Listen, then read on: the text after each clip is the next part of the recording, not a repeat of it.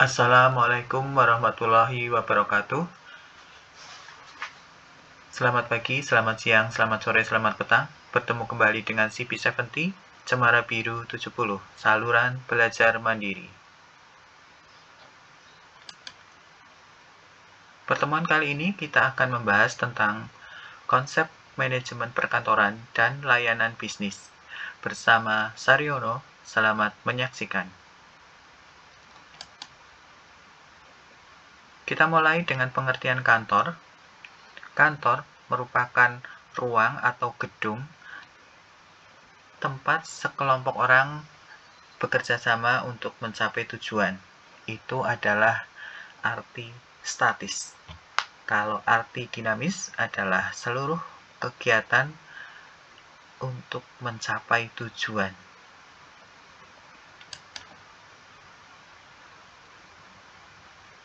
Ada dua fungsi kantor. Yang pertama, fungsi utama untuk menerima informasi, merekam informasi, mengolah informasi, dan mendistribusikan informasi. Fungsi yang kedua, fungsi pendukung, yaitu melaksanakan fungsi manajemen, merancang sistem dan prosedur kantor, mengendalikan karyawan kantor, menjamin ketersediaan ATK, menjamin ketersediaan peralatan perabot dan mesin kantor, menjamin keamanan aset, melaksanakan humas. Jadi manajemen perkantoran adalah proses merencanakan, melaksanakan, dan mengevaluasi aktivitas kantor dalam mewujudkan kantor sebagai penyedia layanan informasi dan komunikasi untuk membantu pencapaian tujuan organisasi secara efektif dan efisien. Asas-asas manajemen perkantoran. Yang pertama, sentralisasi, di mana kegiatannya adalah terpusat. Kemudian yang kedua, desentralisasi, kegiatannya bisa menyebar di berbagai bagian kantor. Kemudian yang ketiga, dekonsentralisasi, merupakan gabungan dari sentralisasi dan desentralisasi, di mana di pusat ada dan di bagian-bagian kantor juga ada. Berikutnya, layanan bisnis. Layanan adalah pemberian bantuan atau pertolongan kepada orang lain, baik berupa materi maupun non-materi, supaya orang tersebut dapat mengatasi masalahnya. Layanan bisnis merupakan proses pemberian bantuan kepada pelanggan atau konsumen, baik bersifat materi maupun non-materi, untuk pemenuhan kepuasan pelanggan. Jenis layanan bisnis yang pertama adalah layanan pelanggan berjalan, artinya real, manual. Kemudian yang berikutnya, layanan pelanggan melalui email atau telepon, layanan pelanggan melalui live chat, kemudian layanan self-service, kemudian layanan pelanggan melalui komunitas atau forum. Jenis bisnis berdasarkan aktivitasnya. Yang pertama, bisnis ekstraktif atau pertambangan. Yang kedua, bisnis agraris, pertanian, peternakan, perkebunan, perikanan, dan kehutanan. Kemudian bisnis industri, yaitu memproduksi barang.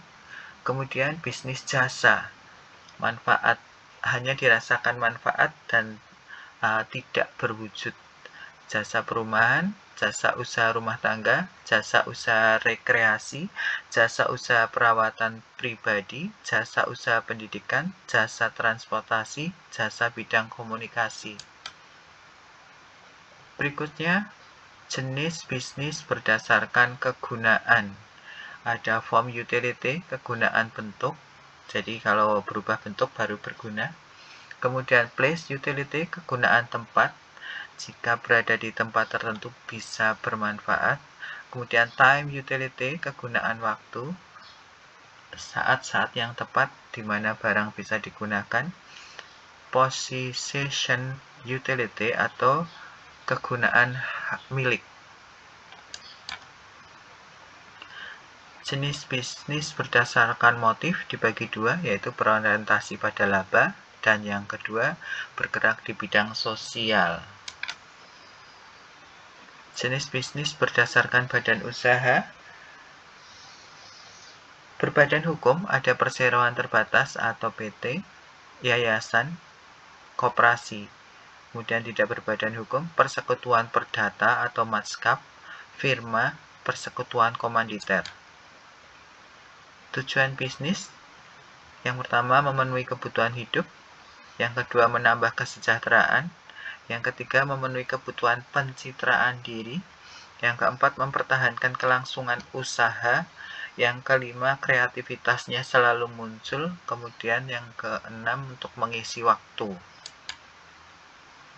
Adapun manfaat bisnis, yang pertama memperoleh penghargaan, yang kedua kesempatan menjadi bos, yang ketiga menggaji diri sendiri, yang keempat mengatur waktu sendiri, yang kelima masa depan lebih cerah. Pihak terkait bisnis ada pemilik, kreditor, karyawan, produsen, pemasok, distributor, pelanggan. Kemudian kita beralih ke keselamatan kesehatan kerja. Keselamatan kerja adalah perlindungan terhadap karyawan dari kecelakaan kerja. Bisa mempergunakan alat pelindung diri, misalnya sarung tangan, kacamata, atau juga penyediaan fasilitas untuk keselamatan, misalnya apart. Kemudian kesehatan kerja, terbebasnya karyawan dari penyakit fisik dan mental. Budaya kerja 5R. Ringkas, memisahkan yang diperlukan dan tidak diperlukan. Rapi, menyimpan barang sesuai tempatnya. Resik, membersihkan lingkungan kerja sebelum dan sesudah kerja. Kemudian rawat, mempertahankan ringkas, rapi, dan resik. Kemudian rajin, membiasakan diri ringkas, rapi, resik, dan rawat. Demikian tadi konsep manajemen perkantoran dan layanan bisnis. Sederhana tetapi bermanfaat. Terima kasih. Assalamualaikum warahmatullahi wabarakatuh.